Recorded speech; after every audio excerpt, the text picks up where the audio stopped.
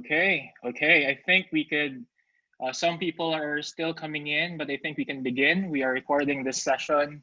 Welcome to the Recruitment Hackers digital edition of TalkPush.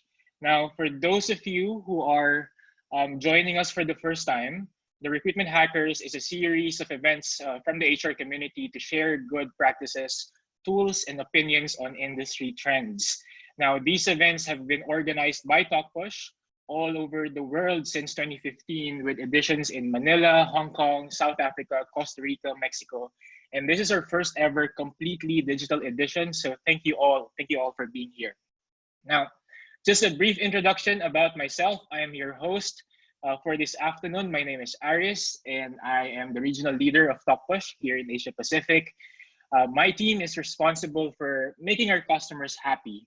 And I'm really excited to get started on this topic of how technology is the true enabler for a great candidate experience, because it's a topic that's very close to our core beliefs in TalkPush.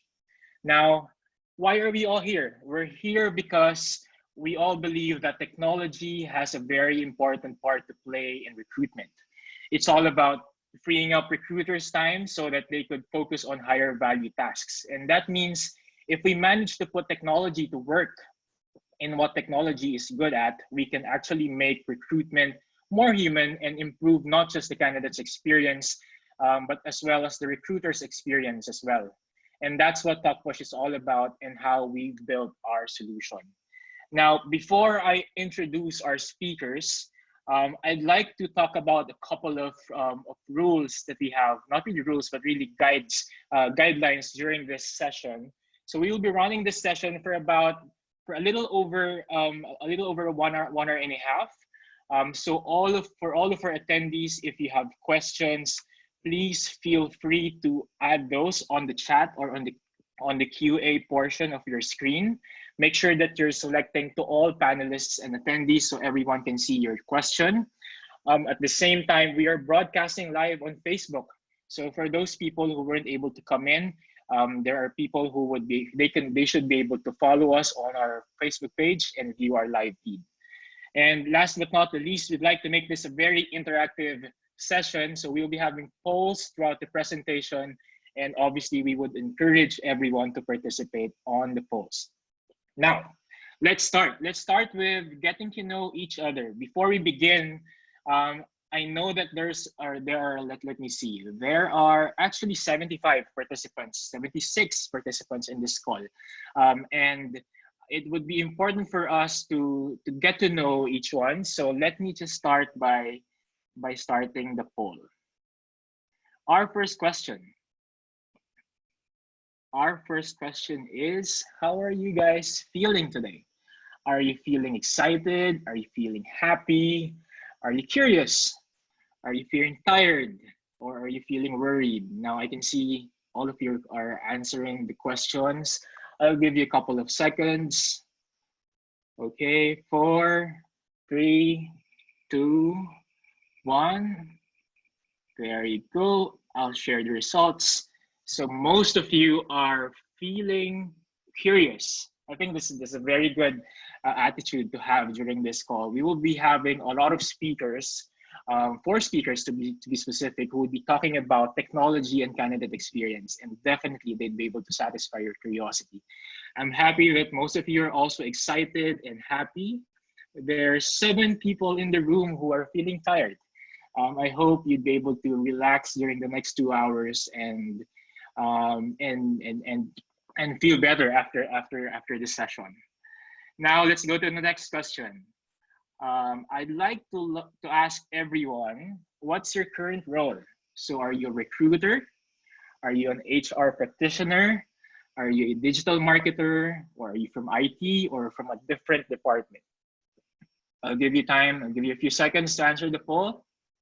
5, 4, 3, 2, 1. Okay. All right, we have 43 recruiters in the room.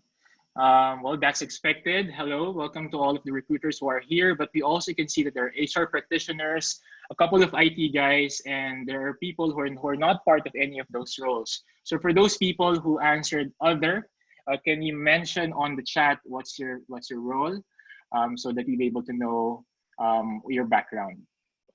Okay. And now for the last question, I wanted to ask, what brings you here today? So we have a couple of options here. Please choose what's your objective for joining this session. I'll give you a couple of seconds to answer the poll. 5, 4, 3, 2, and 1. Great. So it seems like most of you are here because you wanted to learn about technology trends in recruitment, and you're in the right place, everyone. Today we'll be discussing trends in recruitment and how it relates to candidate experience. There are also people here who wants to see how processes have adapted after the COVID-19 situation. And some also wants to learn best practices from industry experts. We definitely have industry experts in the room, and you'll be able to learn a lot from them. There are 6 people though who answered that they're fans of the speakers. Put it on the chat. Which speaker are you referring to? Are you referring to Ange, to Penny, to Abhishek, to June, or to Max, or maybe me? Just put it on the chat. Okay, so that's it. That's our poll. We will have polls throughout the session, but for now, I think everyone is now warmed up and everyone is excited to begin. So like I said earlier, there will be 4 speakers lined up during this afternoon, and we will have a digital panel discussion in the end. Now, I'm sure that all of you who are in the room will have questions for the speakers. So please utilize the Q&A on the chat function of your screen, and we will try to cover some of them right after every speaker. And if we were not able to do that, we will cover all of the questions during the panel discussion later. Now, like I said, we're also live on Facebook. And if you're there, we're also monitoring that Facebook feed. So keep the reactions and comments coming, and we will make sure to give a shout out to all of you later. All right, so at this point, I think we're so ready to start with our first speaker. Our first speaker is very passionate about transforming the state of HR. She has 15 years of experience in designing human capital strategies and implementing HR technology platforms, and is also the author of an HR book entitled Rethink Recruitment. She's also the CEO of TalentView, an employer branding firm with operations across the ASEAN region. Her company believes that by getting the right mix of strategy, design, and technology, they can help organizations develop a research-based framework to attract, engage, and retain talents. Everyone, let's all welcome Ange Vera, CEO of TalentView. Hello, everyone. Good afternoon. Thank you very much, Aris, for having me. Thank you, Max, for the invitation. I'm really excited to be here, and it's nice to see everyone just being interested about the technologies that are out there and trying to adjust given the crisis. So I've been speaking with a lot of HR leaders, and what they're saying is this is not the new normal. This is the now normal. So everything that's happening now, this will most likely be what's going to press on in the coming months, coming years. So of course, as recruiters, as HR leaders, we want to be able to adapt very well. We want to adjust. So I just have a few slides I wanted to talk through and share with you some of these practices. And before that, Aris has a poll. We have a specific poll for this particular segment. So I'll let Aris run that poll very quickly, and then I'll share my slides. Okay, all right, so have you been conducting virtual interviews? Is this something new to you, or is this something you've been doing even before the lockdown and quarantine started?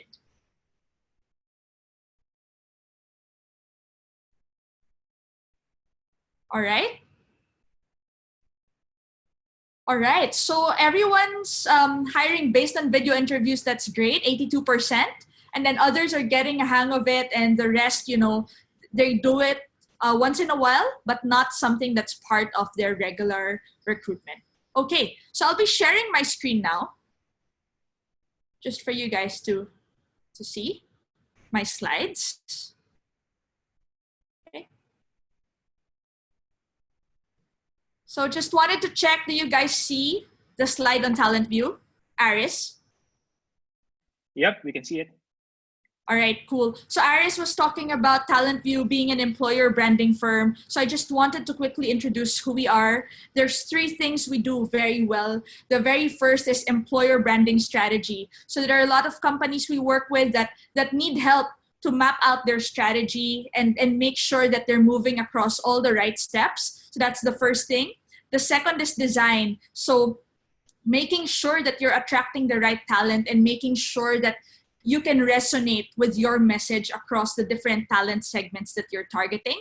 And the third piece, which will be, I guess, the center of our topic today, is technology. So how organizations fold in all the technology pieces for their strategy to happen. And let me just move on to the next there. So this is something I wanted to share with you today. When we talk of employer branding, when we talk of creating a great candidate experience, we're really saying, and this is our mantra, it's a very cheesy one, it's getting employers noticed and loved. So it's not just attracting them, but making sure that we're keeping them, making sure that they love the organization that they're part of. And if you look at the trend today, this is very fresh data coming from We Are Social and Hootsuite, right? What are the types of content people are looking for in this crisis? So my first message to all the recruiters that are listening today and that are joining us on this webinar is to try and tailor your message even before you think of technology, even before you revamp your entire process.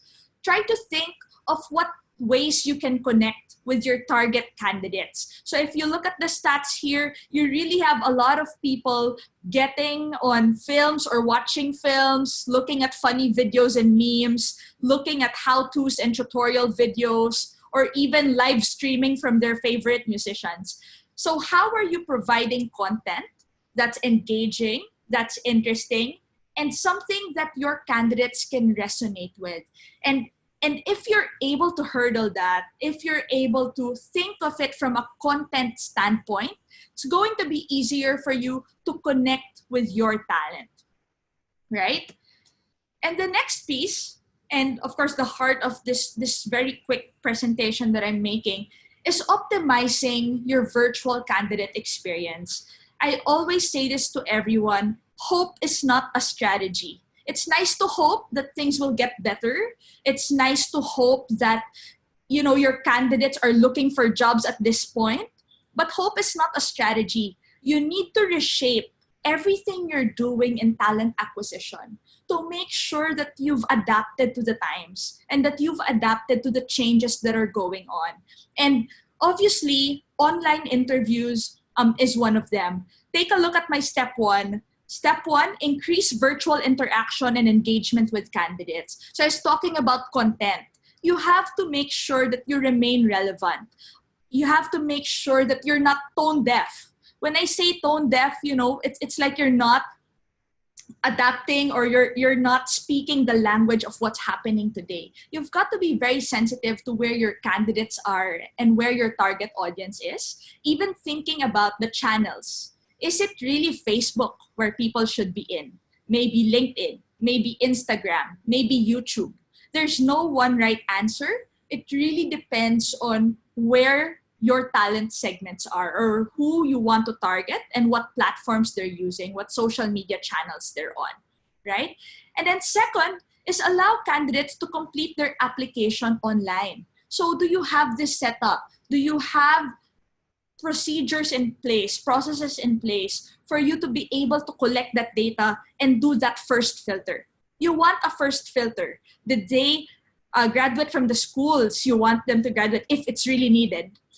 Second is, do they have the skills that you're looking for? So you can have some sort of knockout questions and just checking where they are in as far as the qualifications of the role are concerned. The third is assessing candidates for their initial qualification and competency requirements. So taking a look again at technologies, how can you test for skills like Photoshop? How can you test for a competency like innovation? How are you able to draw out the requirements of the job beyond what you can see from their CV is something that you need to figure out as a recruiter.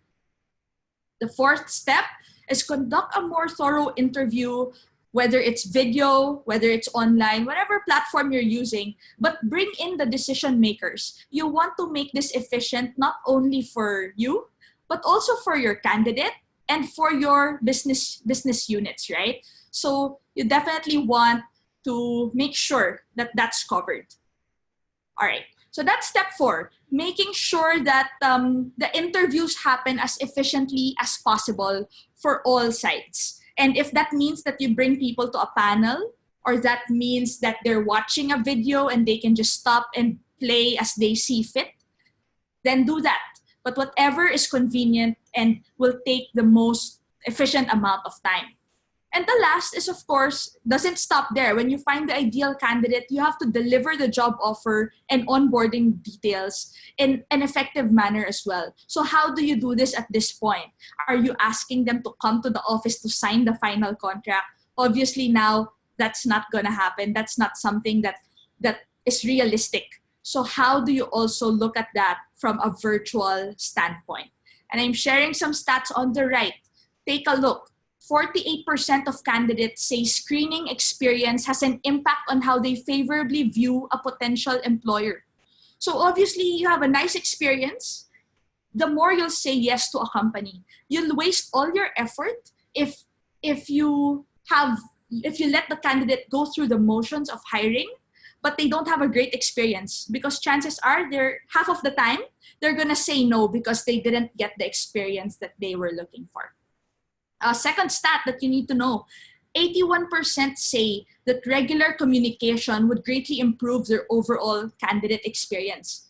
So my question for you is, are you not only getting the job done, but are you also communicating with your candidates at every step?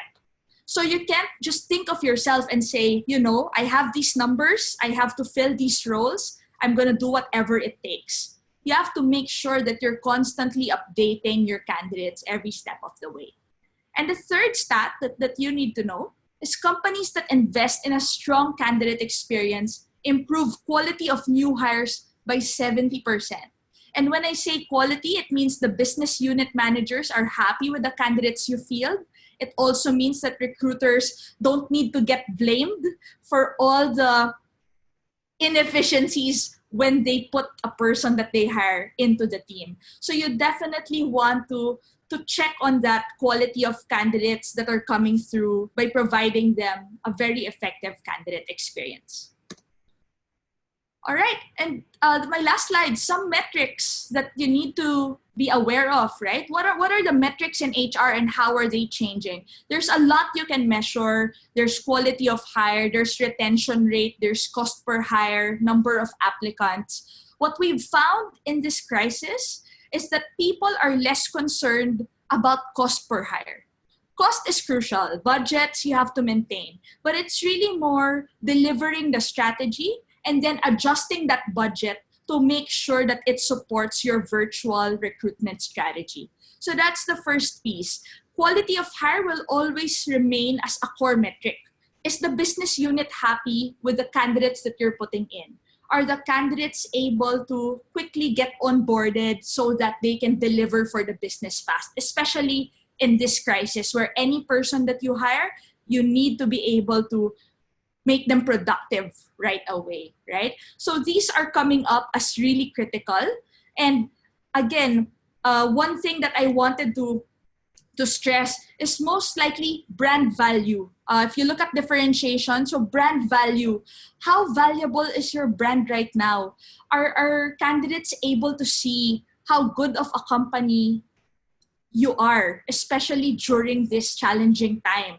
Are you making them aware of the activities that you have for CSR? Are you making them aware of how they're providing a good environment, work from home for their existing employees? Anything you do now, it's going to judge you. It's going to, anything you do now is going to judge you. It's going to show your true colors. And, that's the thing about the crisis. It's so difficult, but it's also a chance for people to shine. It's also a chance for companies to shine. And that's something that you've got to really lay down and think about when you're trying to hire. How does your company come across. So I guess that's it for my really quick presentation. I'm sharing my QR code if you'd like to connect with me on LinkedIn, and I'll pass it now again to Aris. All right.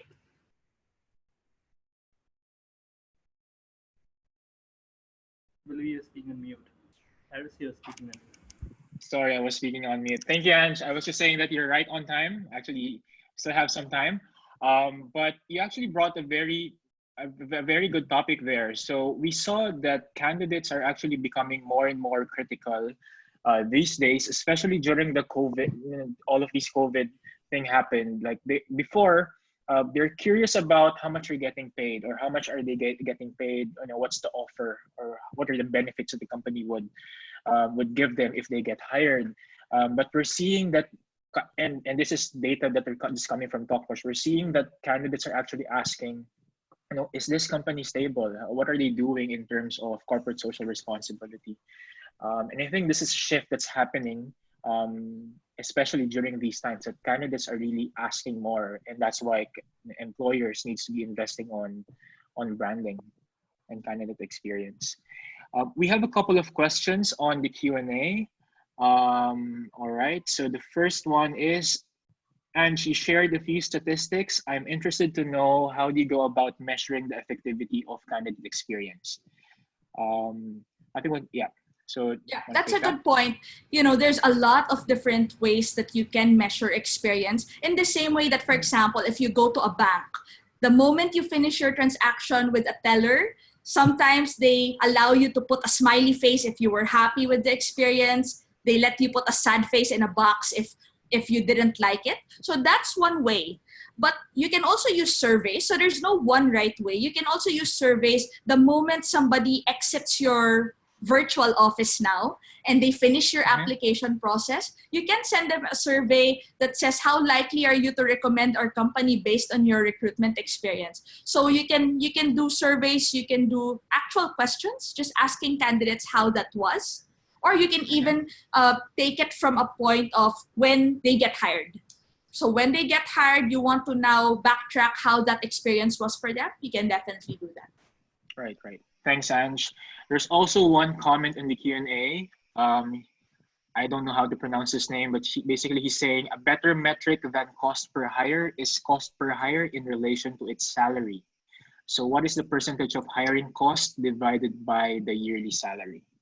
That's definitely another way. There's a lot of computations for cost per hire. I believe you're referring to the ratio of that hiring cost to the salary or the level of the employee. So yeah, you can do that. But again, at the end of the day, my caution for everyone is, before looking at cost per hire as a standalone metric, is to look at that strategy first that you've laid out and how these budgets will affect your cost per hire. I think we can take in one more. Do you think these metrics that you shared earlier are more prioritized now because of the crisis, and will continue to be more valuable even after the crisis? Absolutely. Brand awareness for your company as an employer, your employer brand, is something we're seeing as even more critical, although the attributes have changed. So before, people were looking at maybe the innovation of the company, or maybe they're still looking at that. They're probably still looking at the experience as an employee. But one thing that's coming up is the stability an employer provides. I've been hearing that a lot over this quarantine period, where people are asking, how stable is this company, especially now in the crisis? They're putting that judgment out there. And again, the more you can communicate what kind of organization you are, the better it will be for you when it comes to talent acquisition. All right. Thank you, Ange. Thanks for answering all of those questions. And to everyone, I can see that we now have 105 participants here in Zoom. And on Facebook, we have about 50 people who are watching our live feed on Facebook. So if you still have questions for Ange, we'll have a panel discussion in the end. Please put them on the Q&A or in the comments on our Facebook Live, and we'll take them. We'll take all of them during the Q&A later on. All right, now we're ready to introduce our next speaker. Our next speaker is very known for being employee number one of Converges. She is also a motivational speaker, and she is the first Filipino Canfield certified trainer in the Philippines and in Asia. She is a published author with her latest book entitled Career Shift, and she has more than 30 years of work experience in human resource management and in the academia. As the former executive director for talent development of the IBPAP, she managed all human capital related initiatives for IBPAP's Roadmap 2022. Everyone, let's all welcome Ms. Penny Bongato. Very much. Thank you very much, Aris, for the introduction. I am very honored to be here again. It's always a pleasure to be here at Talk Push, and Max, finally we did it. And I've been in the recruitment and in the HR industry for a while. I did shift career because I was an engineer by education, and somewhere along the line I moved to HR, and I moved since then after IBPAP, and now I'm a motivational speaker. I'm a coach. I'm a career coach. And I'm doing a lot of other things. So thank you very much for having me over to this wonderful event that you have. And congratulations, so many participants, Aris. Okay, I'll share my screen. Yep. Okay.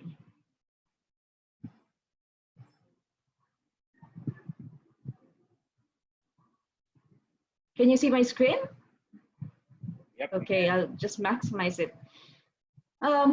Today I'll talk about technology, the true enabler for the best candidate experience. You know, when I was in one of our companies, when I was at Dell, and then I moved to Logica, one of the things that we always say is to have a positive experience, positive employee experience or positive candidate experience. And I made that a mission statement for my recruitment team in one of the companies that I joined in, to have a uniquely positive candidate experience. And I'll explain to you what that means. So let's go through the slides. This is me. As mentioned, I was employee number one of Converges, been in the BPO space for quite some time, shifted careers, and now I am in education. I teach at De La Salle College of St. Benilde. I'm a PMAP board of trustee. I'm a success coach, I'm a career coach, I'm a professional speaker, you name it, I do it. I'm all around because I love being of service to people. So, question that we had, how many have companies implemented a hiring freeze as a result of the current health crisis? And that's a common question that I receive because I have a lot of career coaches. Are companies still hiring now that we're all in lockdown? And is it safe? Is it the right time to apply? So statistics say, and this is from Mercer, so statistics say that the companies implemented a hiring freeze. So 37%, if you take a look at the right side, the yes, 37% said yes, they have implemented a hiring freeze as a result of COVID-19. However, on the left side, you'll see that 36% said no, but we have changed the recruitment practices to conduct virtual interviews, just exactly what Ange was mentioning earlier. On the lower right, it says yes, they have implemented a hiring freeze except for replacement hires. But on the left side, 12% said no, there are no changes to recruitment practices. I'm sure they are recruiting, but also virtually, since candidates cannot come in. So what is a candidate experience? And I won't delve into this because some of it was already mentioned by Ange. So it begins with a job search. And applicants, there are more applicants now. Some companies have indeed laid off or put people on forced leave, and there are people who are now applying. So there's job application, there's communication, you communicate with them, there's the interview process, and of course, let's not forget the feedback process, because feedback is so important to every candidate, and the onboarding. And Ange mentioned the onboarding. This is recruitment onboarding and the true onboarding of each candidate turned into an employee. So I believe we have a poll here. So Aris, can we put on the poll for this one? So for the poll, it says, what does your current recruitment tech stack look like? First one is ATS, CRM, chatbots, job boards, digital assessments, all integrated. Second one is a few of those tools, not all integrated. Third one is ATS and job boards. Fourth is ATS. And fifth is something different. So please respond to the poll and submit your response. So what did our participants say? 39%. A few of those tools, they are not integrated. You are not alone. Many of the companies that I know and I've worked with have tools but not integrated. 31% says ATS, CRM, chatbots, job boards, digital assessments. However, they're all integrated. Some have ATS and job boards, something different, and a few, 3%, have ATS. So once again, this is so important that we know what the digital recruitment stack we have in the organization. So I am moving my slide, but it's not moving.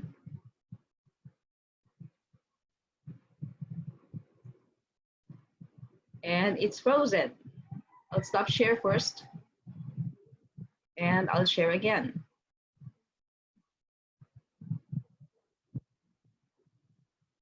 Sorry about that technical difficulty. That happens.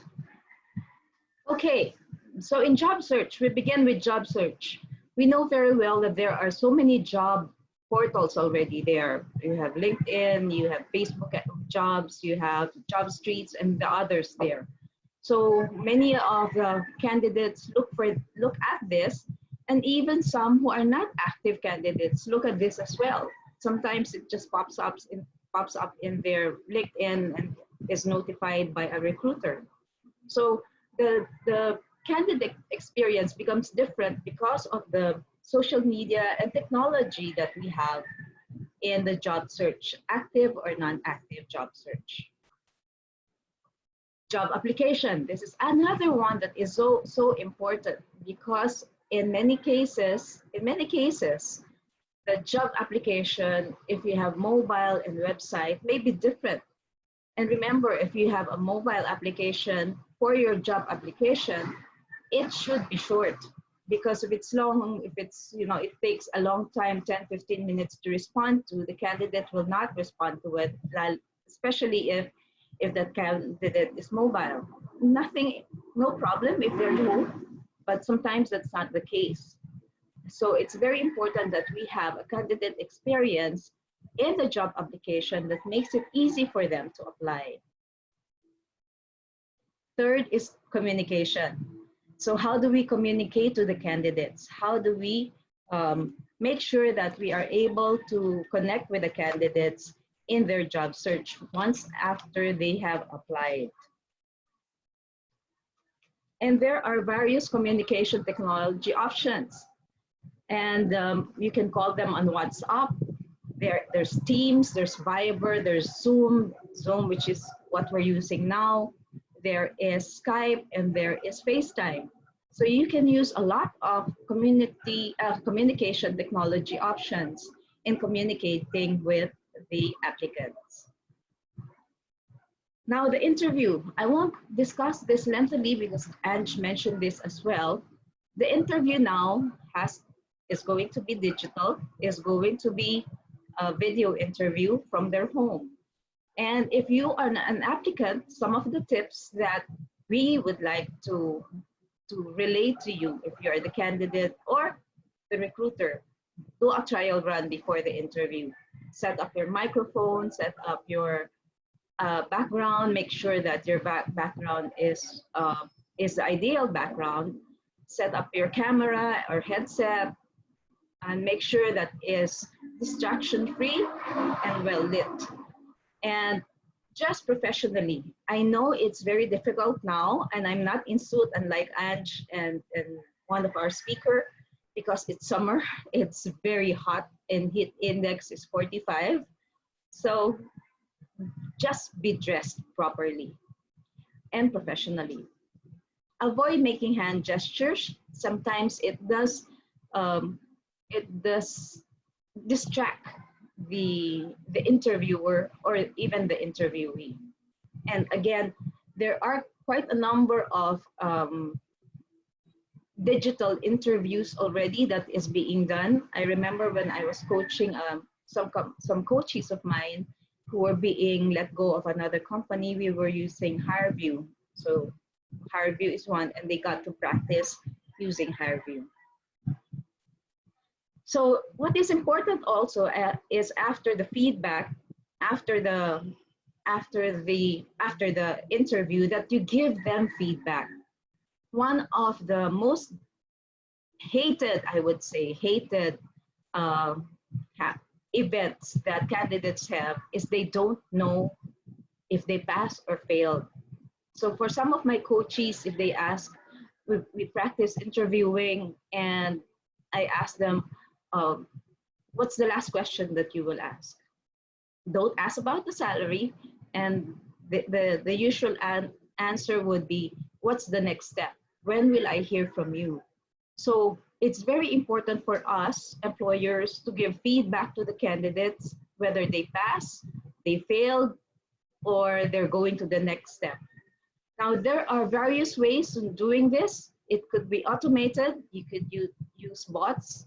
And for some that have used bots already, once a candidate failed, there's an email that goes to the candidate right away so that they know that the candidate did not pass. So it's very, very important that you inform the candidate whether they made it to on the first interview, second interview, if there's an assessment, right away, so that they won't be left hanging as well. And lastly, onboarding. And Ange mentioned onboarding as well. And here, it's not just the onboarding in recruitment. I know that there is recruitment onboarding wherein they will submit their requirements before they start start day one. It's also important that we do this onboarding recruitment seamlessly, because they might change their minds. We know for a fact in the BPO, they signed in the dotted line, but on the first day, they don't show up. There's no call, no show on the first day. So if you keep them warm and you keep this onboarding recruitment a positive experience for them, then that will make a lot of difference. I remember the time that I was hired at a company, and I was a member of the C-suite.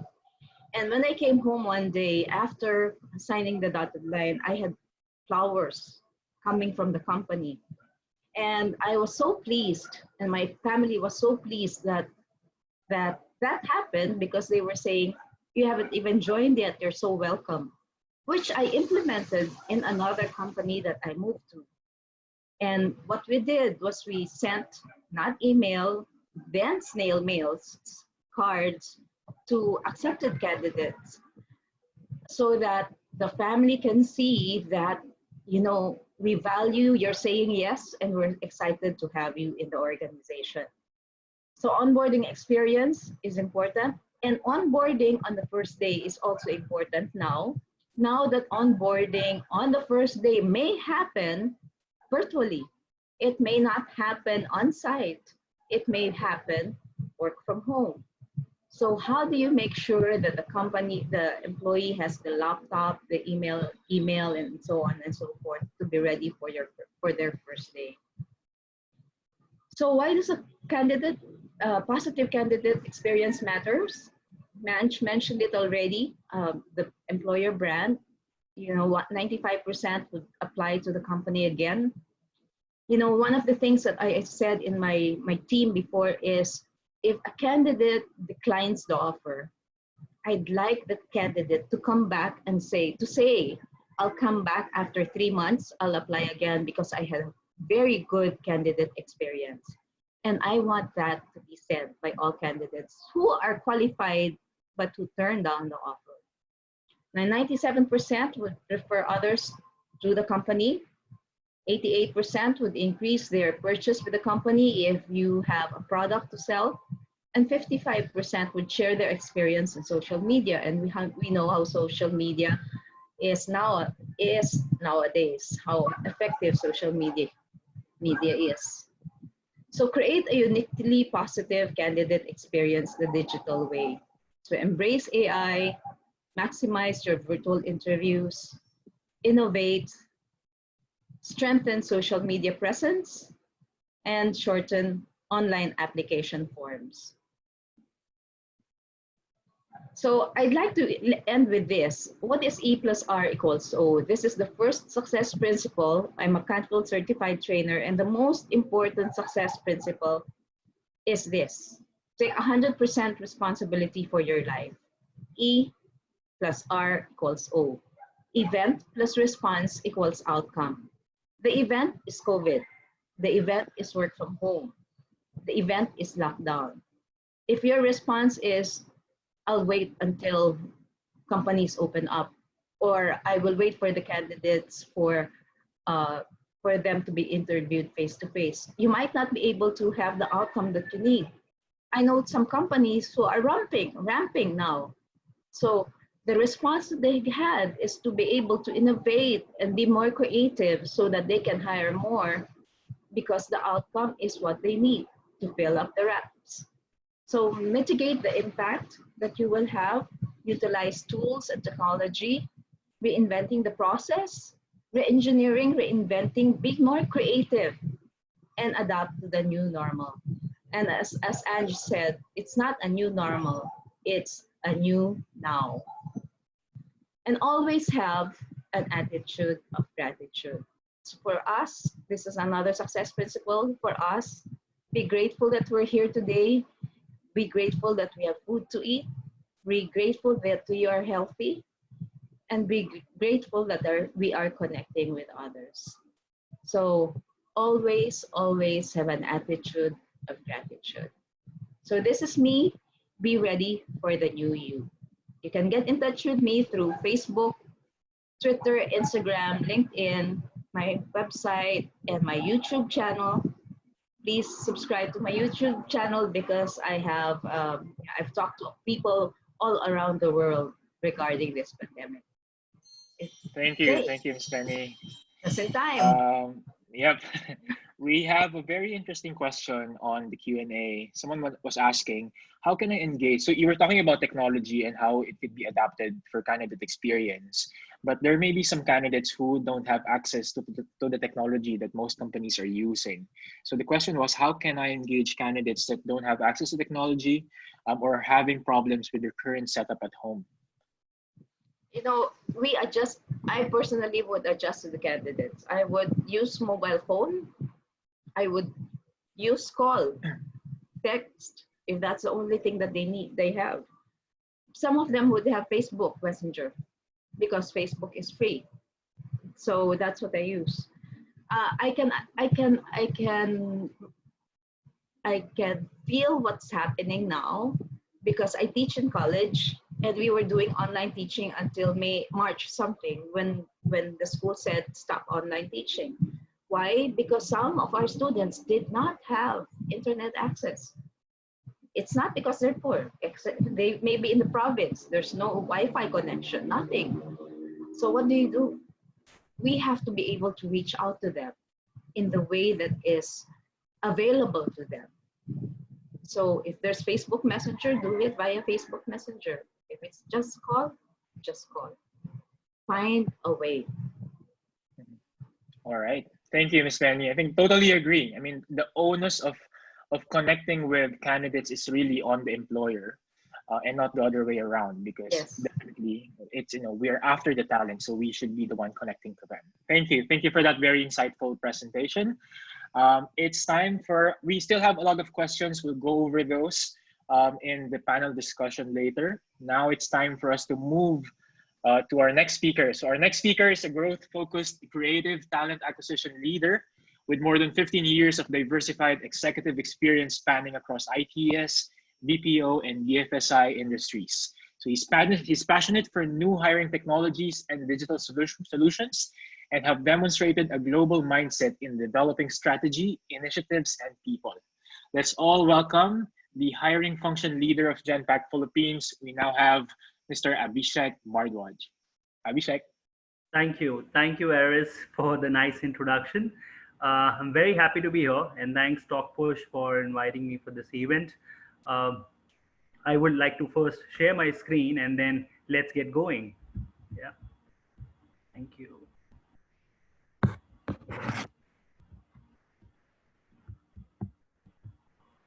Okay, I hope Aris, my screen is visible to everyone. Yep. Okay, wonderful. Okay, hello everyone. It's nice to network like this, in hours like this. And so I hope all of you are keeping safe, spending more time with your families than ever before, and enriching your learnings as well at the same time. Short about me. I'm working at Genpact Philippines as a hiring function leader. And let me take you back a little bit about me. I was born in a small district in India, moved to the towns during my teens, and ever since was fond of taking pictures. Thus started my own thing in photography as soon as I completed my schooling. But before I took up a job in one of the leading BPOs to support my earnings, my first job was with a voice travel agent, as a voice travel agent in IBM. And then I moved to the hiring function as a recruiter, and that became my new profession. You won't mind me telling you a little story around this as one of my experiences as a recruiter. That's a little funny one. So there was this guy I was interviewing for a healthcare business long time back in IBM. So as soon as we sat together for an interview, he asked me, "Do you guys drug test?" I said, "Yes, we do." For like all the drugs? I said, "Yes." So he said, "Okay, thank you for your time." And then he got up and just left. So why I'm saying so and why I'm telling you this story, you know why? This is an experience, right? This is an experience, and there are similar stories that a candidate talks about us and our companies or our hiring process in particular, and that is precisely we call as candidate experience. I would like to move to the next slide here. And so today we're going to spend a little more time on this.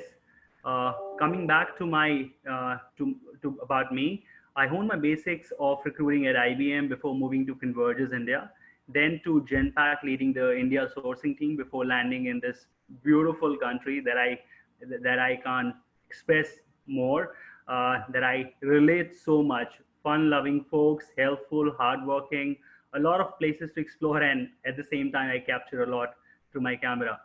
On that short, not so short note, let's start today's session. So, candidate experience in recruitment, what is it? So, candidate experience is just the way people feel about your hiring process. I think this is the time for Aris to throw a survey. Aris, would you like to share that survey before we proceed ahead? Yep, there you go. Think back to your latest application experience. How was it? Was it poor? Was it okay?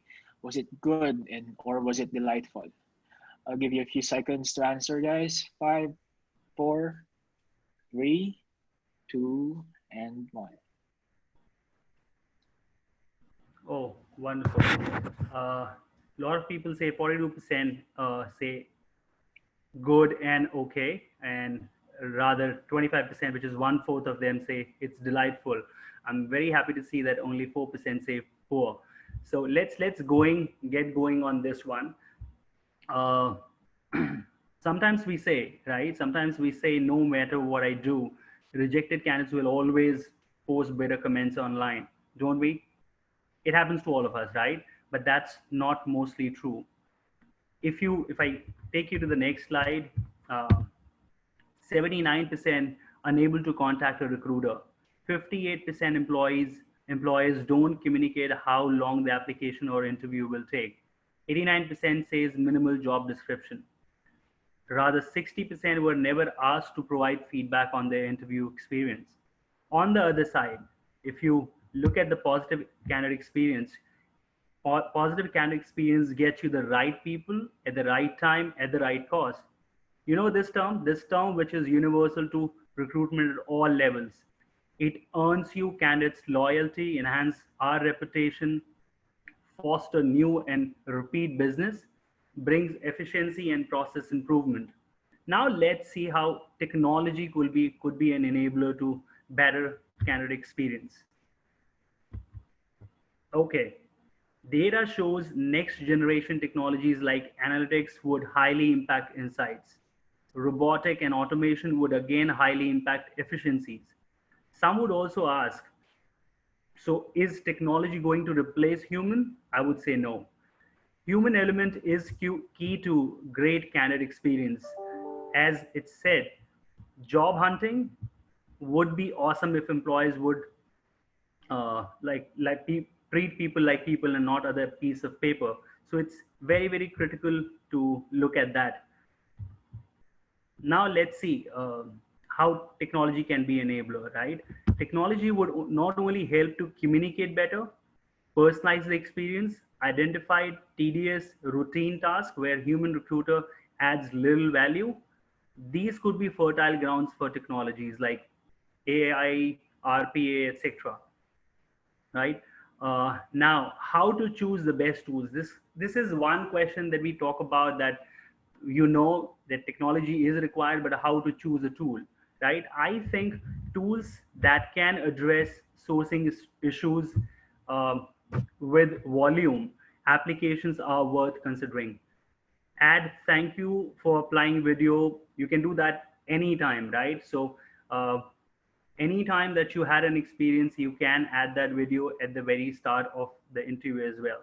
Notify candidates, rejected candidates via digital or personal means. You can plan a welcome pitch, whether it's you're hiring remotely or you are on site for an introduction. Use candidates feedback survey to reflect on efficiencies and make adjustments. It's very critical to get feedback from candidates, because that is something which helps you to know that how technologies or any other new thing that you have brought into the process is giving you dividends or not, or you need to make changes. So the key takeaways that I would say from this session today would be: write a clear job description. It's very critical, and there are several tools available to validate your language and content of your JD. Very important to improve your career side. I put this as one of the top contributors, because developing your career side, in a survey, it was said that 39% folks can be hired via your career site itself. Not just it saves cost, it is a great branding tool. Be transparent about your recruiting process. Very critical. The person or the candidate has all the rights to know what the person has to go through. So respect candidates' time. Very critical. Enable an easy to use application process like we do, and the way technology is transforming, right? Either we go to a grocery store or anywhere else, you need ease of use. So it's very important that you try to enable or introduce technologies to ease your process. Example, you can have access of all the tools on mobile. Person sitting at home can access to all the sites or all the assessment tools, given an interview, and you just have to call the person for an onboarding, something like that. Um, Very important. Communicate. It goes a long way. It makes an engagement. It gives a lot of impact. Last but not the least, like I mentioned earlier, ask and give feedback. Uh, it helps you to do better and prepare better. I would stop today, leaving you all with this thought by Maya Angelou. Uh, at the end of the day, people won't remember what you said or did. They will remember how you made them feel. So, very powerful statement. With that, I hand over this session back to Eris. Thank you and stay safe. Thank you, Abhishek. That's very insightful. I have a question here from one of the from one of the audience. Okay, the question is. Sorry, I lost the question. Where was that? I was just looking at it earlier. Where is my chat button? Sorry. Okay, there you go. Any suggestions on how to do pre-onboarding during the ECQ, specifically completing the pre-employment requirements, like proof of government numbers, NBI, medical exam? I think good question. Something that that is a little challenging at times because this involves checks from government, but then few of those things can still be checked. For example, if you want to check NBI can also be checked online, right? The medical exam, there are tools available that even we are exploring, that the person doesn't have to come online, but those checks can be done. The person gives their details, and there is a report that can come, and that will give a medical test report. But then this is, I would say, in a WIP stage, to be honest, because post onboarding, you can definitely do onboarding virtually. That is not an issue, but the documentation part plus the medical other formalities are still something we need to figure out. Mm-hmm. Okay, thanks, Abhishek. There's also one more. I think someone said, I think the challenge now is that organizations are rethinking their financials given the current situation and the transition to the new normal. How can talent acquisition still ensure a good virtual candidate experience when there might be limited or even no budget allocated for recruitment technology? I love the question. I think it's a very valid question in this context. But then I would question this back, right? Costs will always remain. Not now, just even before that and after that. At all times, cost is something, is an arbitrator on against which everything revolves around. But more than I would say issues or this has brought opportunities for us. We never thought that we can work this way virtually. So I think it's a blessing in disguise how we can take it. I think it has covered a lot of grounds before we would have taken maybe 2 years, 3 years to come virtual in terms of hiring.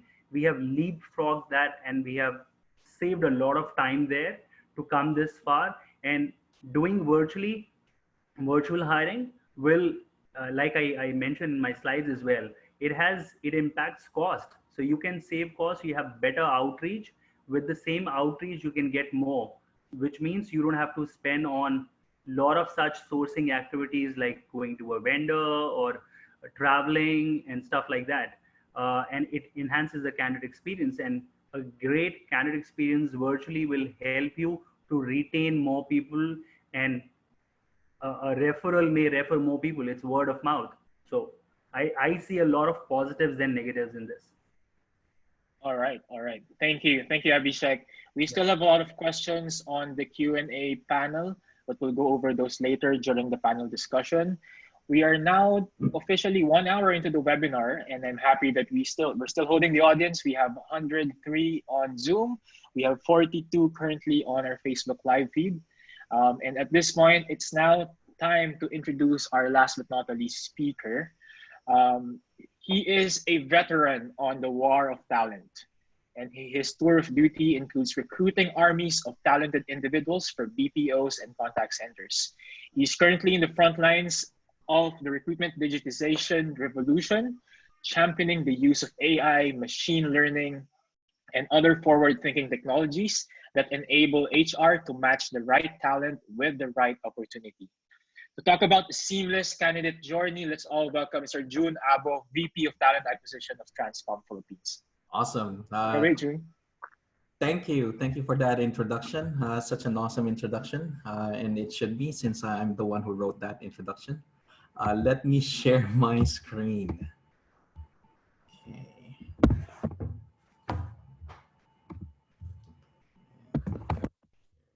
go.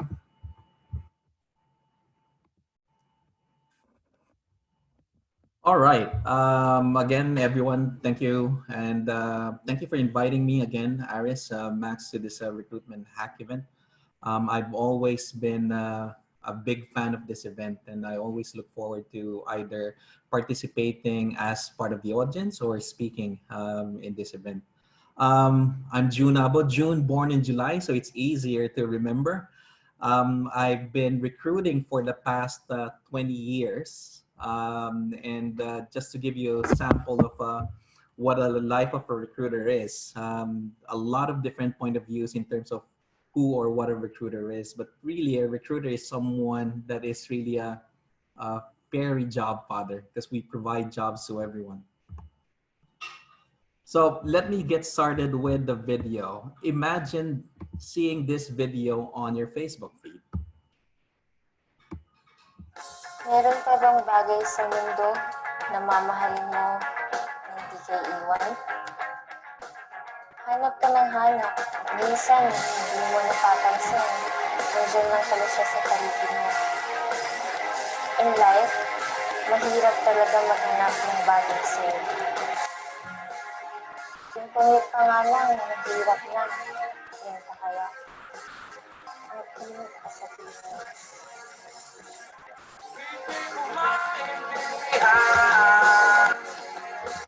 So imagine this. You're sitting at your home, you're going through your Facebook feed, you saw this video, and after going through the video, you became interested in learning more about who produced this video, and you found out that this is actually a job ad. You click on that ad, you go to a Facebook Messenger where you're greeted by a very entertaining and very engaging recruitment bot. Starts asking questions and you proceed with your initial queries and you find yourself being entertained, and because you're entertained all throughout that journey, you start completing every step of the process. You find yourself taking your online language assessment. You find yourself taking all of the different interviews virtually, and then all of a sudden you get a call from HR and you said, would you have time to discuss your job interview and your results of your job interview, all virtually without having to leave the confines of your home. So what you've just imagined is actually a digital recruitment journey. What, from a recruiter standpoint, what we would normally look at would be the various phases. It's advertise and search, it's screening, it's testing and interview, it's job offer and onboarding. Now, what if you have an awesome recruiter that can handhold you all throughout that 4 stages of that recruitment journey? What if you have your own recruitment concierge that allows you and guides you to make your journey from one stage to the other more seamless? Meet says he is our hardest working recruiter. And why is a hardworking recruiter? When the ECQ came in, we asked him to go home, and even at home, even during the lockdown, he was still recruiting for us. Even while sleeping, he was still recruiting for us. So that's why CES for us is our hardest working recruiter. Now, before I proceed, I have a poll here that I'm interested in asking everyone. Aris? So what's your perception of recruitment chatbots? One, do they make the process easier and friendlier? They're a bit annoying, but gets the job done. They're awesome. I love bots in every way. I hate bots. I'd much rather talk to a human, and I don't love bots, but prefer them to waiting weeks for a reply. Let's see what everyone thinks.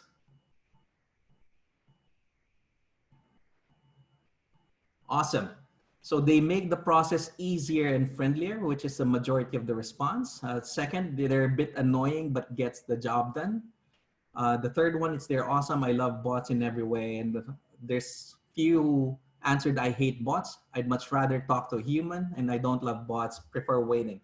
So just to give you an example, when we first launched CES in looking after our recruitment process, what we realized that we're getting a lot of candidates on top of the funnel, but not a lot of candidates were moving towards the next stages of the funnel.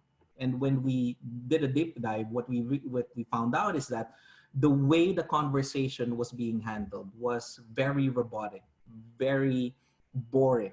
And chances are, if you've encountered a bot while doing your transaction, if you're not engaged, if you're not entertained, you're not going to push through. So we sat down with Max's team and we redesigned the conversation. So as the conversation became more friendlier, more engaging, we started conversing in memes and GIFs and emojis.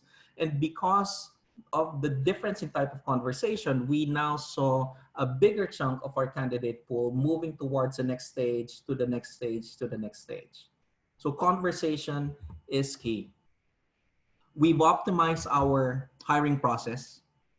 We've used at digital marketing, creating content that is relevant to the times. We've engaged with using conversational chatbots and digital tool to make it an end-to-end seamless experience. So as our TA folks, they're more efficient in terms of delivering awesome and candidate experience. So just to give you a sample, let me share with you what it looks like before the old process on the left side and the right, the new process.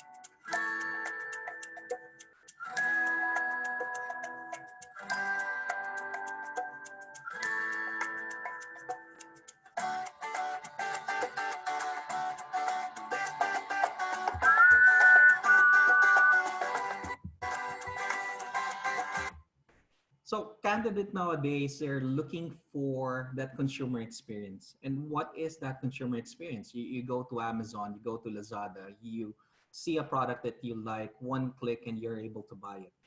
Candidates nowadays, they're looking for job posting to go look for them on where they are, and where they are is on Facebook. When they see you on Facebook, they would like that same convenience in terms of one click to apply. That video you saw earlier, a candidate can click on an ad and in less than 5 minutes be pre-qualified and get endorsed to the next stage. What that means for recruiters here on this webinar, it's that the biggest challenge for us recruiters for the longest time has always been we've managed to hoard leads. And in order for us to contact leads, we need to have call out teams in order to validate those leads, in order to schedule those leads. With the help of a bot and engaging conversation, you're able to manage all of that in 5 minutes. Ses is also well trained that he's able to answer all of the necessary questions that candidates would potentially ask. Like, for example, you have a gym on site. You provide HMO. Yes, we provide HMO. It's day one. I have kids. Do you have a childcare? Yes, Ses would also provide that answers to that question. Ses is also trained to answer what's your culture like, and Ses is going to provide you videos in terms of our engagement activities. What's your compensation like? Again, being transparent, we want to make sure that we set the expectations at the early onset. And if you're really keen in applying, you want to find out, get tips on how to apply. Ses is your recruitment concierge that is going to provide you tips in terms of how to get hired. So the in this lockdown period, there's a lot of issues, a lot of questions. How does recruitment remain relevant? And Ange touched on this earlier today. Penny talked about this is an opportunity for you to highlight culture within your organization, to highlight what's going on, to tell people stories, because you are pushing forward brand awareness. So in Transcom, how are we currently putting this in practice? How are we communicating? So the first couple of things that we're doing, it's our company updates, informing employees and candidates on what we're doing to make things safe. So we provide info sessions as well as infographics on what the company is doing. We've shared stories about how our employees are coping. We've shared tips on what to do when you're at home. We've shared updates on overall the organization. Next one, it's you provide virtual learning sessions and job interviewing tips. This is an opportunity for your talent community to go to your site and not just to interact, but also for them to learn, because you're building that talent community. So through our own Facebook pages, we made available in terms of what are the various learning sessions and webinars that they can attend. We've actually even held the virtual career fairs in all three of our locations in Manila, Bacolod, and Iloilo. And for those of you who haven't done virtual career fairs, my friend, you're missing a lot, because this is an opportunity to start building your pipe. Because once the lockdown gets lifted, you know that there's going to be that big push for you to start filling those classes. So don't get left behind. Another advice in terms of how you communicate with candidates, it's if you change your hiring process, you need to inform them what that looks like. So for us, it's really informing them that it's all virtual. It starts with a click of a messenger button and then ends all the way up to, without even leaving your home, you get your job offer. I mentioned earlier that Cess is our hardest recruiter. We poached this guy from Max's team. And how is he hardworking? He engages with candidates real time, 24/7. He manages candidates from various sourcing channels, whether that sourcing channel is employer referral, whether that sourcing channel is coming from an ad somewhere. Cess is able to tag that candidate and identify, so as later on we can do some channel insights and analytics. Cess also engages with active and inactive candidates, forming a talent community for us. Imagine this. Last year, we have a total of 114,000 candidates in our pipe. We only hired 6,000. So that means we still have a big chunk of candidate that we can retarget for this year's demand. Real-time monitoring and notifies recruiters whenever candidates passes pre-screening. So our recruiters would know when there are candidate that's always available for interview, and then schedules the candidates, sends them that notification on when your interview is going to be due. At the end of the day, CES for us is our recruitment concierge that holds the hands of our candidates all throughout the candidate journey. So CES is one part, but the other part to make that whole digital recruitment journey for us complete, that complements candidate experience, it's our assessment is online. We are able to measure language capability, empathy, and cognitive skills, again, in 15-20 minutes. Once you're done with your HR interview that's done via Google Hangouts, we'd know that you're already qualified to move on to the job offer stage. Your job offer is received via an electronic document, and you can sign using your phone, and then we'll get a copy of that job offer. And once you're onboarded, part of your pre-onboarding, it's of course, we develop an app called T-Buddy.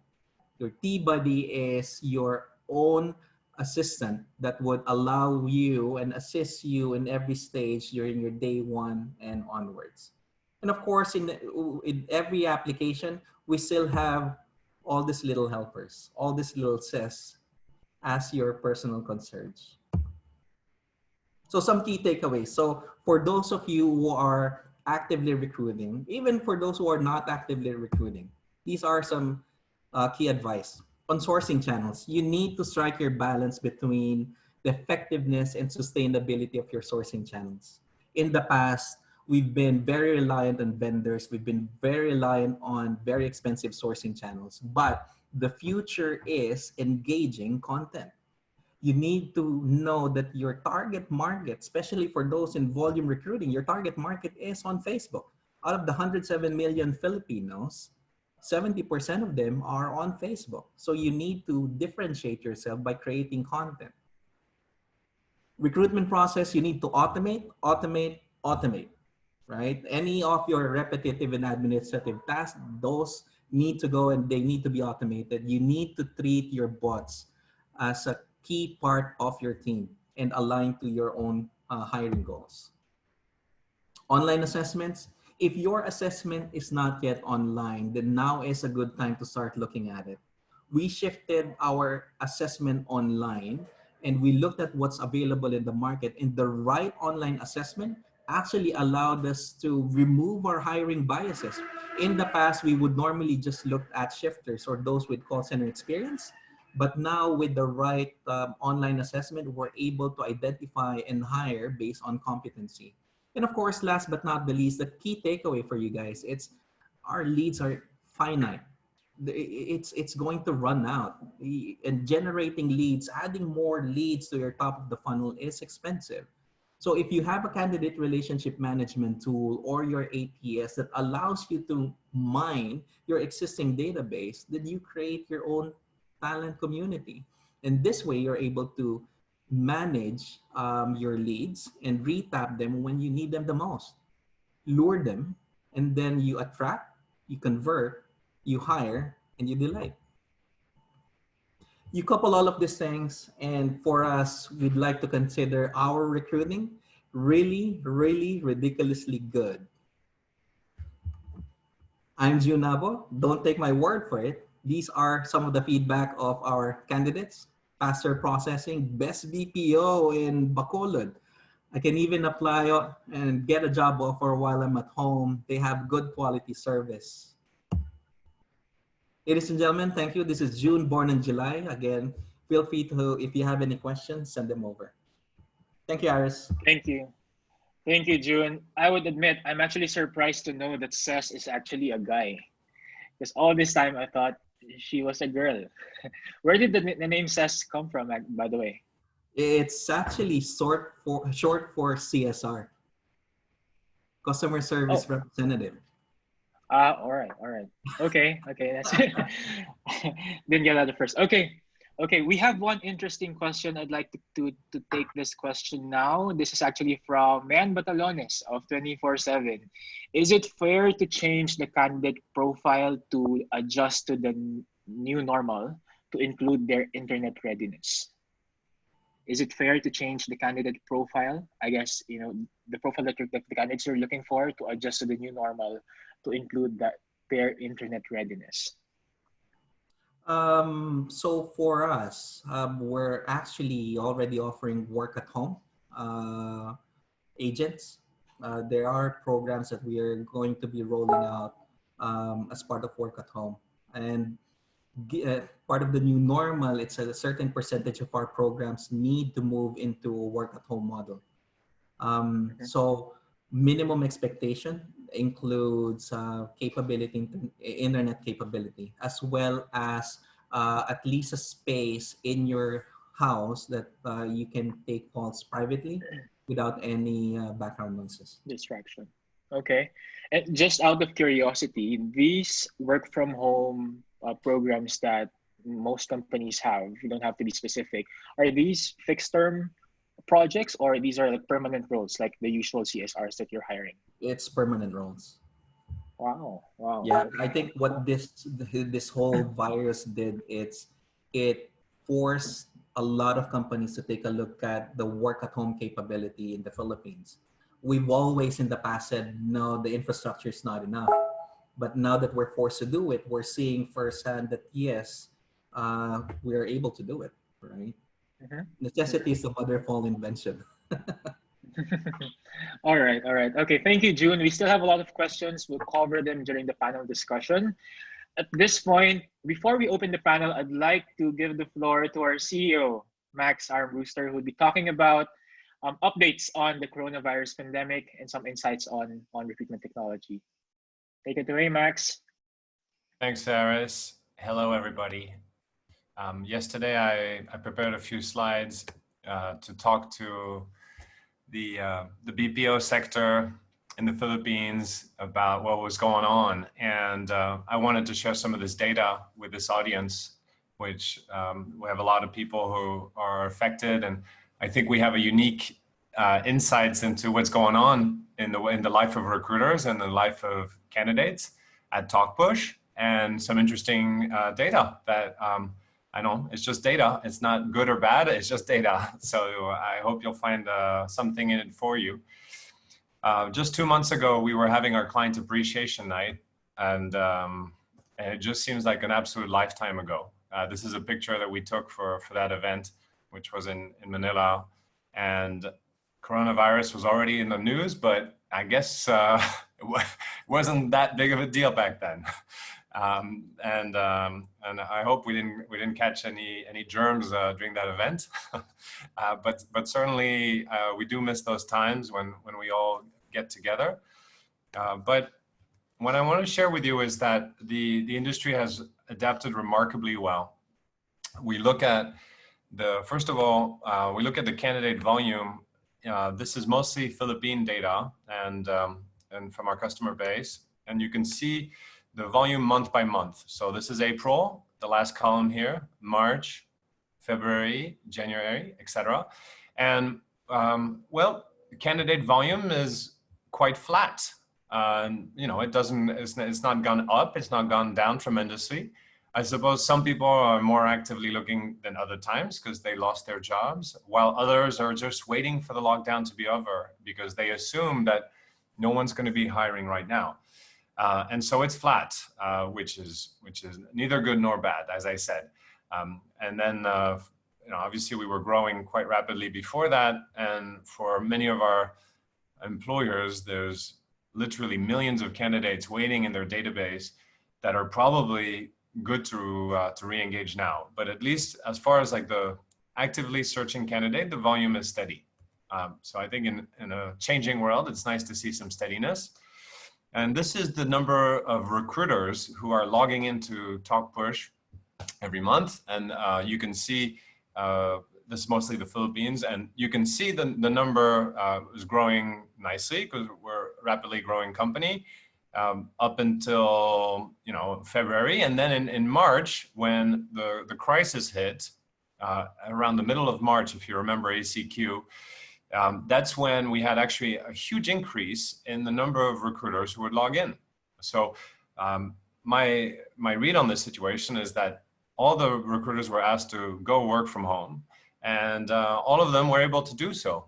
And as June was saying, it's amazing, like that we've been waiting for this long to make it happen. And I think we have a majority of the people on this call who are recruiters, and some of you are enjoying working from home more than others. Some of you can't wait to get back to the office, and some of you are really enjoying work from home. Well, I don't want to. I'm not your union representative, but I can say that history shows us that when employees get a certain benefit or a certain right or a certain freedom, it's kind of hard to take it away from them. And so if some of you are really enjoying your time working from home, I think it's perfectly fair for you to ask whether you can continue to retain some of these rights and this freedom into the post-corona world, because it's working, and you're being effective, and take this opportunity to learn how to be very effective doing it. A little comment perhaps on the April number, which has dropped. It's dropped to basically January number or January, February number. So not a big drop, but I suspect a number of companies have decided, well, there's no hiring going on, so I'm going to do some retrenchment. I'm going to reduce my talent acquisition team. That's a 20% drop. It's not insignificant. It's probably short-sighted by the employers who are missing the opportunity that this huge shift in the labor force, people who are leaving their job and who are going to re-enter the workforce, is a wonderful opportunity for employers. But there you go. So that did affect the number a little bit. On our end, our work is very similar to what it was before at TalkPush. We haven't really changed much. Our software is available whether you log in for the office or whether you log in from home. But we've made some adjustments to the candidate experience on the chatbot side. We've added some FAQs so that candidates who are have all kinds of new questions about safety, about the crisis, about work from home. These questions can be addressed 24/7 in real time, and I think that's that's what you should expect from all your candidate interfaces, whether they're web, Facebook Messenger, or other, is to deliver a real-time experience and to be extremely transparent, especially in a time of crisis. I won't go too far into this this presentation to explain how to do sourcing on social distancing. I think everybody here logging into the webinar knows how to keep busy and knows how to use these tools. Maybe some of you are experimenting with them a little bit more than usual, but obviously it's completely normal to be able to do that.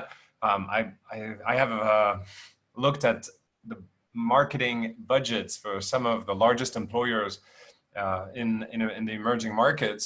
And it's amazing to me that still 60–70% of marketing expenses still go towards, used to go before coronavirus, used to go to career fairs and job fairs. And there's nothing wrong with them. I love job fairs myself, but you can see that today's event, it took us a few weeks to organize, to invite people, and we have a really big showing. We have 150 people listening to this webinar. It's not easy to get 150 people to come to a room, to come to a hotel. You have to provide them with a buffet, free food, free drinks. It's a lot easier to get 150 people to sign up to a webinar, actually. Either that or my marketing team just got incredibly good over the last couple of weeks. So my point is, this also works online. And this means that you should be ready for a new world where there's more volume, more data, more applicants. And the question now is, how are you going to process all of this data as fast as possible? And that's what we're here talking about in today's call. And here's some examples of some virtual career fairs that have been organized by some of the largest employers. I want to say a quick word about what's it like to work remotely and work from home, and to say that it's got really some fun and some highlights and some lowlights.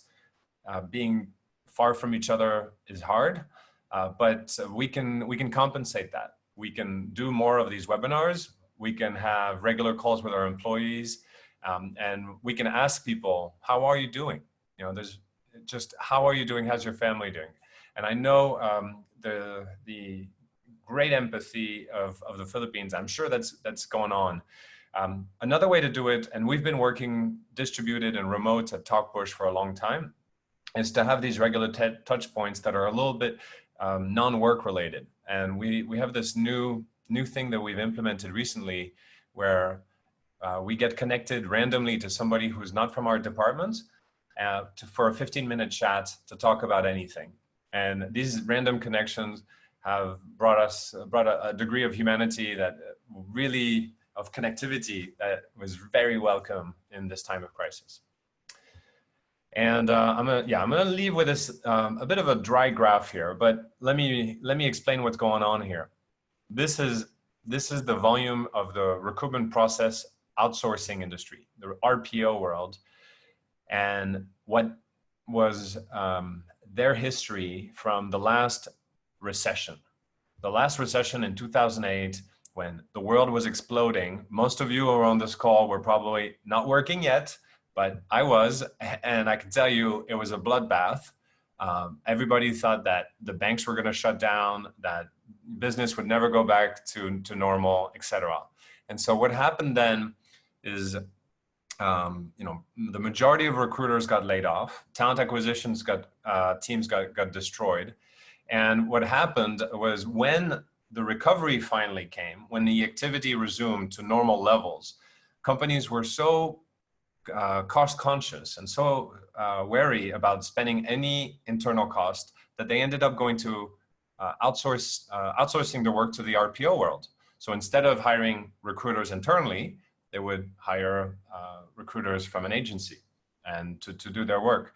And so you saw a quick growth of the industry during this period, which ends up costing, of course, a lot more for the employer. The employer who has to outsource the work ends up spending more than if they insource the work. Today, I expect that we saw in this graph where the volumes of recruiters have dropped. So I expect that there was some redundancy in the Philippines, and I expect that your departments are going to be a little bit depleted when you come back, especially as you get ready for the big rush. So when I say the big rush, when people coming back to work. So look at this time as a time of opportunity for automation, for how do you handle more data with less people, and try to avoid having to, last resource is going to a staffing firm, which is going to cost a lot more. And so it's a great contingency plan, but it shouldn't be your first move. So you need to be prepared for what's going to come next. And to end on a positive note, wanted to say that we may be coming into the biggest recruiting drive of the decade, maybe in the history of the Philippines. When's the last time you got 1 million people who were going to be activated, or 500,000 people for the BPO industry in the Philippines, for example, who are going to be activated in a matter of weeks? This has never happened before. So I hope everybody's ready and excited. And we at TalkPush are really excited to be part of that recovery and to work with all of you to make it happen. Thank you, Max. Thank you. All right, so at this point, we are ready to jump right into our panel discussion. And at this point, I'd also like to welcome a new member of the panelists. We will be joined by an experienced professional with a proven track record of leading and implementing transformation initiatives for business functions in the technology and outsourcing services industry. Ms. Ems Chua of Jollibee is joining us today. Hi, Ems. Oops, sorry. I think you're speaking on mute. I'll unmute you. Hi. There Sorry. you go. Good afternoon, everyone. Hello.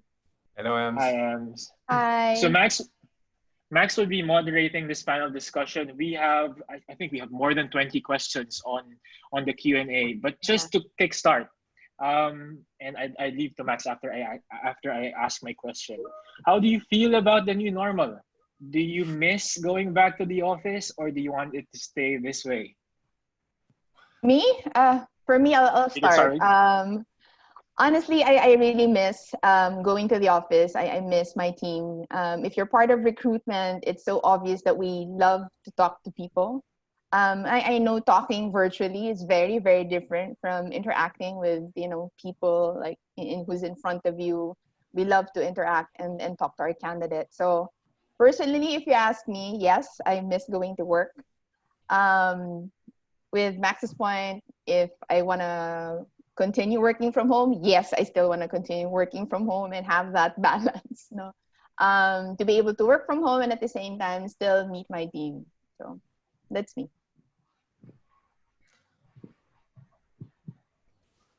Anyone else? How about you, Ange? Ange, you're muted. Yeah. Well, for me, it's pretty much the same. I do miss the collaboration that you experience live when you're working with your team. So that's something that I'm looking forward to after this lockdown. But yes, having that option of being able to work from home, especially if you're enabled, is something that's a welcome thing to have. Yeah. So yeah, I pretty much share the same sentiment as Ems. Yeah. Yeah, It needs to be. I think we've got a lot of workaholics on this panel, so I'm not surprised everybody wants to rush back to the office. But we're not necessarily representative of of everybody. I'm asking the panelists who are in a leadership role. How many of you are actually going to make some of the work from home initiatives? I mean, how many of you are taking initiatives in work from home for your own internal talent acquisition teams that are going to stay permanent, that you think are going to stay after the crisis? Anybody want to Yeah, share? I'll get started. We've already dabbled with work at home within our recruitment team. Um, but now we're looking at it on a regular basis. I mean, the new normal for us is social distancing, and that means all of the seat capacity within our sites will be prioritized for revenue generating seats, right? If my team is able to do the job from where they are, then that should be also part of the norm now.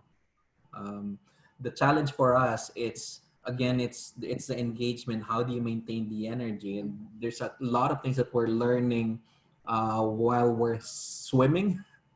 And I think learning opportunities, and it's situations like this, webinars like this, that we as TA practitioners were able to then share best practices on how to best manage and navigate through this whole situation.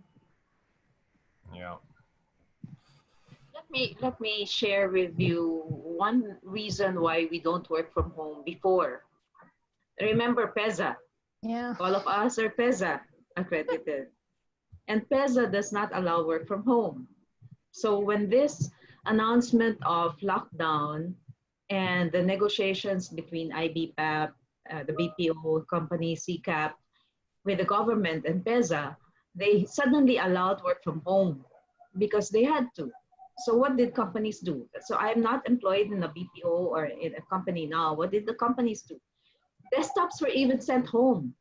That's right. They delivered the desktops at home because the connections and the files were in the desktops. One of my coachee decided to go home in Batangas. So she did not have internet connection. She did not have an office mobile. The office provided the internet connectivity and provided the phone. So they cared enough for the employee because the employee had to work. The employee had to work the same shift, but no connectivity. Therefore, the company had to provide that. So really, working from home was something many people wanted, but not being locked down. So there's the difference. The difference between being locked down is you can't even go out. But being able to work from home and balance your life with work from home, I'm sure people would love that. Yeah. Yeah, absolutely. And maybe the traffic will never come back. Maybe the traffic jams are gone forever. That's actually ideal, especially if you're working here in Manila, and the distance that you have to travel just to go to work, right? So for us in JFC, we're also looking at a long-term solution similar to the one that June has for Transcom. I think this is going to be the new normal for the team to continuously work from home. If ever we are going to be required to go to work, we'll probably do split shifts from depending on the role that we're hiring for. But I see that this is going to be a normal for us for the next few months until we see that a vaccine has been produced, because our candidates are also going to be, worried if they commute going to our recruitment centers. It's also going to pose a risk, not just for us, but also for our candidates. So I think we are going to be in this situation for 6 months, I guess. That's my prediction. Are some of the people at JFC and Jollibee, they benefit from some cool benefits like free lunch? I think there was like free Jollibee, no? at the office? For some of our candidates, that's what we do. We offer them snacks when they actually visit the recruitment center. I mean, for the employees, for your team. For the employees, so Jollibee per se released an announcement. Our CEO announced that we're actually one of the 10 companies, local companies, who joined the bandwagon when the president asked for 13-month pay to be given to the employees. So we're very lucky that we're part of a company who's very, very generous. So all of the employees for Jollibee received their full salaries for the first month of the quarantine. We were also given our 13th month pay last April, and our company is still continuously participating in terms of sharing and giving donations for the food. We've had several food drives and food aid programs sponsored by our Jollibee Foundation group. Very nice, very nice. And I think it's one of those companies that probably they're going to do well with or without a recession, because, people will always be eating burgers. Actually, it's actually, just to share with you, I'm very, very proud that I work for a company such as GFC, simply because we're also one of the industry that has been hit significantly.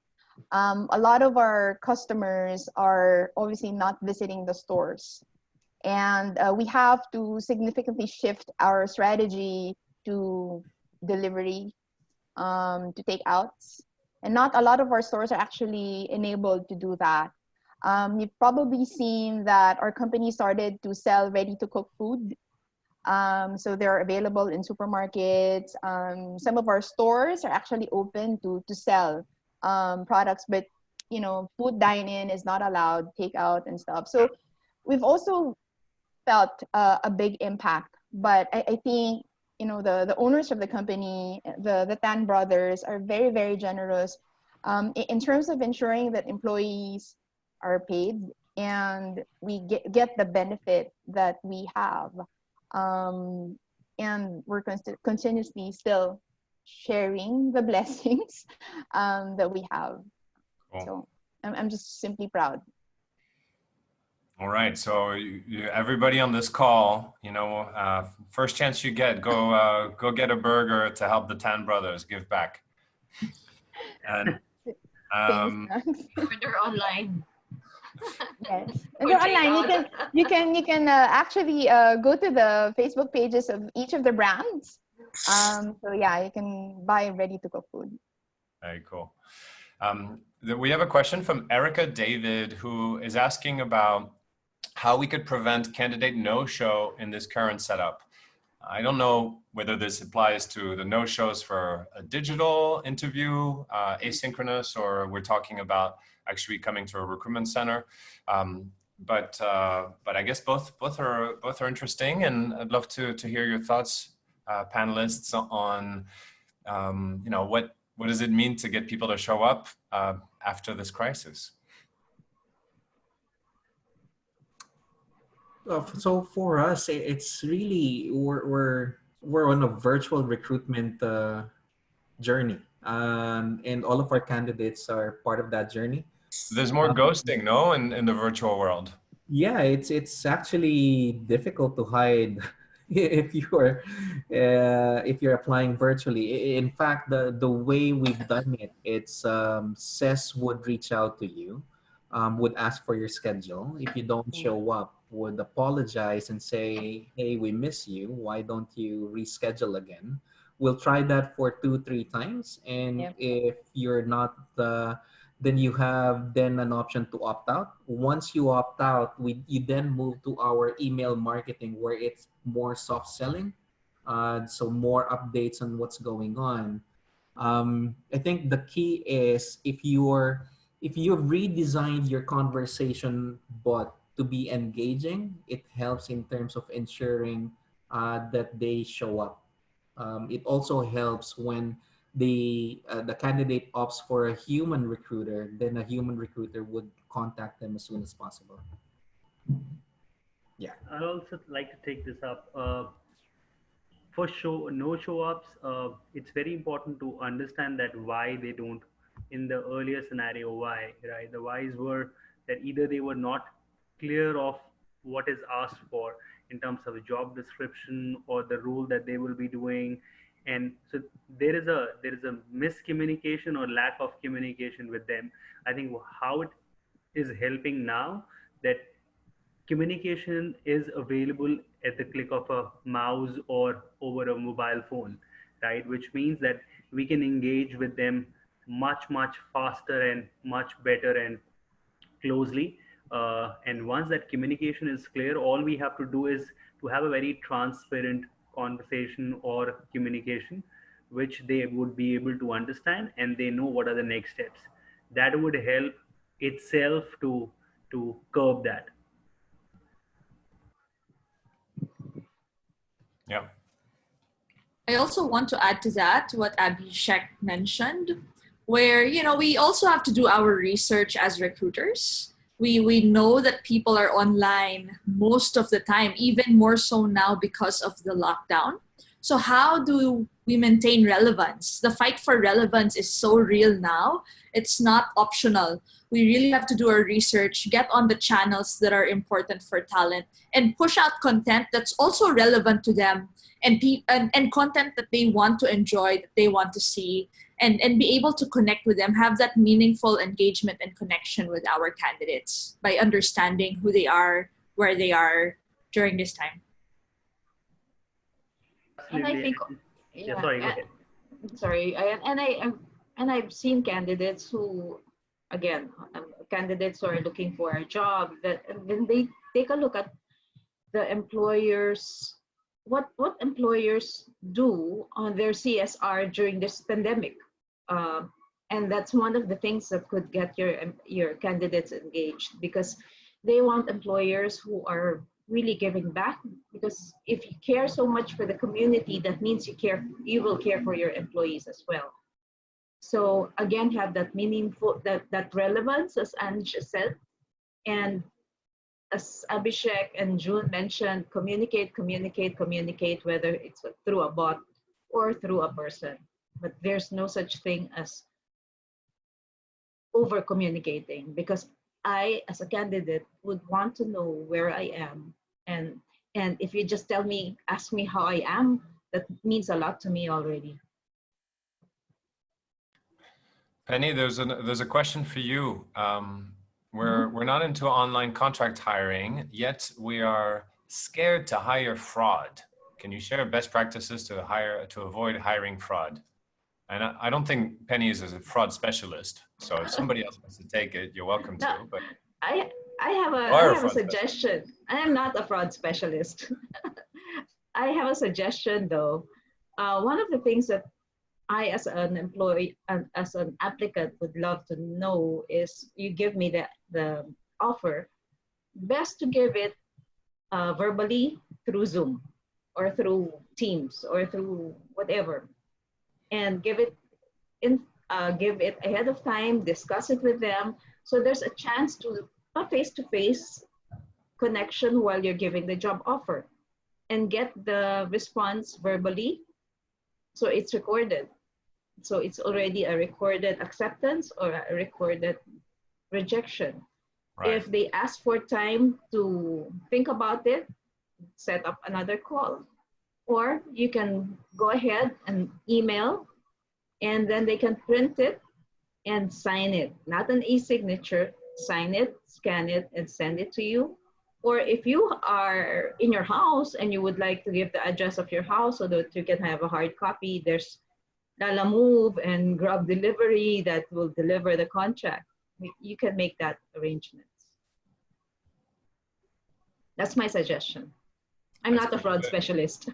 That's pretty good. I think it's super important. Good advice on getting that Zoom call and getting them to say yes. That's probably going to reduce your dropout rates by a few points post signature. Any other advice on this remote hiring particular pain point from the panelists? Anybody? No? My suggestion is so you work also with your BI vendors, because I know our BI vendors are still working. It they the only difference is they have a longer turnaround time, but they're still able to provide the background investigation check that we're requiring. Oh, yes, the background investigation is required. One of the things that we did um, before the lockdown and many years ago was the passing of the background investigation is a clause in the contract. So if you don't pass a background investigation, this contract will be negated. So it is there. You still have to do it, but if it's hard to do it and they accept the offer, they should know whether they had a missing employer that they did put in or something. So they have to be upfront with you as well.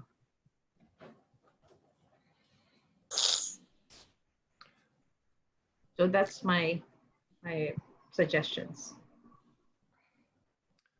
Question for Abhishek or Anj. I think that's like an easy one for Anj. It's too easy.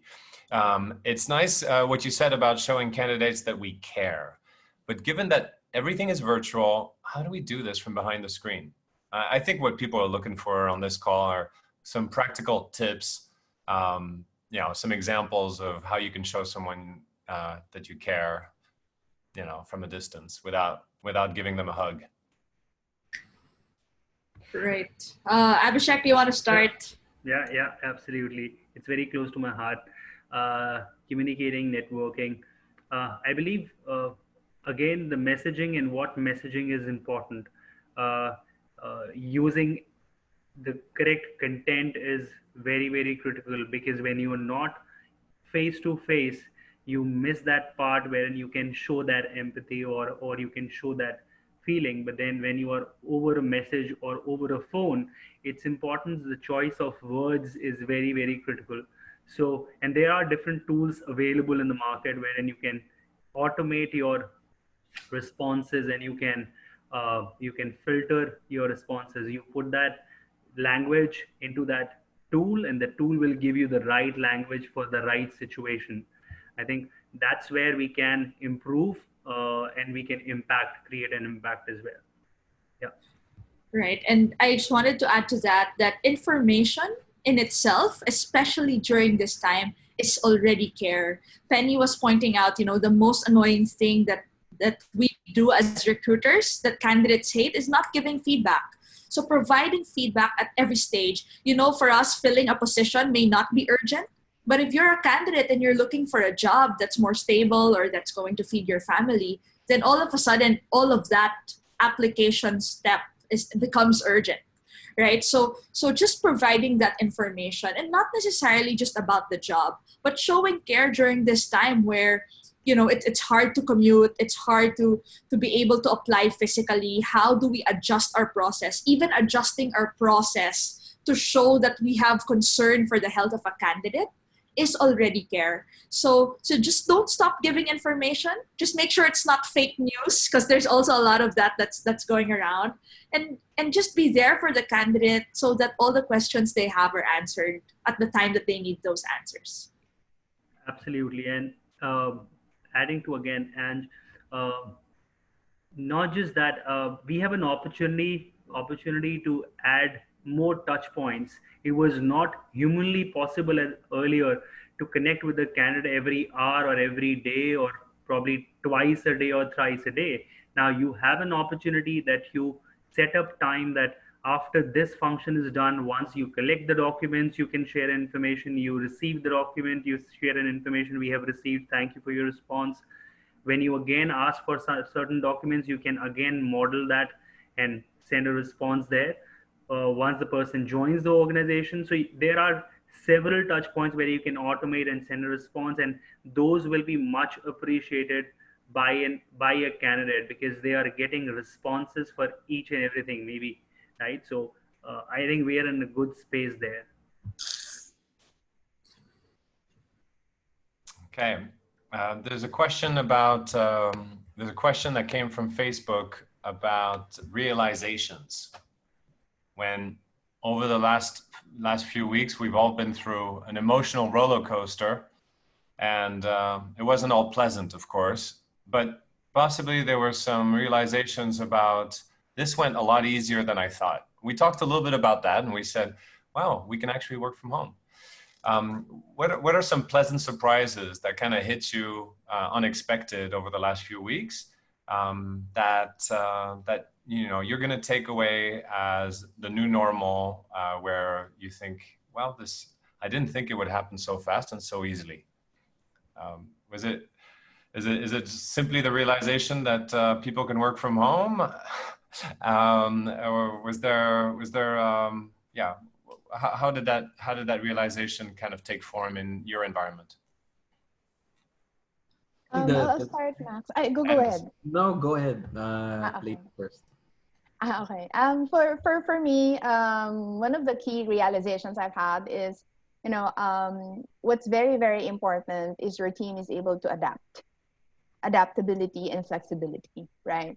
For now we're encountering, this pandemic, but who knows, like hopefully not anytime soon we're gonna have another one. But just in case, since we live in a VUCA world, right? It's very important for the team to always be flexible, having an open mind in terms of how we change the process, the willingness of the recruiters to adapt to these process changes. At the same time, always thinking that candidate experience should never be, compromised. For every change in terms of the process that we make, we always have to think, what's the impact to our candidates? Ange mentioned earlier that, a lot of the things that we're doing right now, showing the care, all of these things, these are all important stuff. But when we also change the process, we also have to step back and say, does it really make sense for our candidates to go through this type of process? So I think for me, that's going to be, a standard, regardless if we move out of, this situation or not, or if and after. That's going to be the same for us, how we operate. Flexibility, being able to adjust, thinking of candidate experience as one of our top priorities, engaging our candidates with proper content. So that's us. That's awesome. For us, it's actually, well, for me in particular, the biggest aha moment. It's how I appreciate that the culture of the organization surfaces in a time of crisis. Because I've been through other organizations, you see their values, their corporate values, it's written big bold letters in the wall. But in a time of conflict, all of that goes out the window.